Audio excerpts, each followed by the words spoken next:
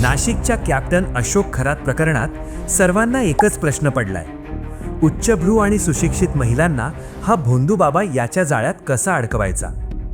यामागचं मुख्य कारण म्हणजे त्याची हाय प्रोफाईल कार्यपद्धती. तो स्वतःला मर्चंट नेव्हीचा निवृत्त कॅप्टन म्हणवून घ्यायचा. इंग्रजीतून उत्तम बोलणारा आणि आलिशान बंगल्यात राहणारा हा मॉडर्न बाबा लोकांना खराखुरा वास्तुतज्ञ आणि भविष्यवेत्ता वाटायचा. त्याचं टार्गेट कोण असायचं? घरातले वाद, सततचा आजारपण किंवा मूल न होणे अशा अडचणीत असलेल्या हताश महिला.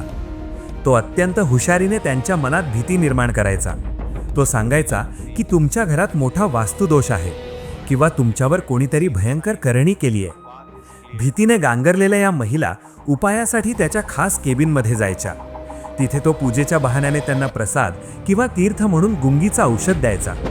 महिला बेशुद्ध झाल्यावर तो त्यांच्यावर पाशवी अत्याचार करायचा, छुपे व्हिडिओ बनवायचा आणि मग बदनामीची भीती दाखवून त्यांना वारंवार ब्लॅकमेल करायचा.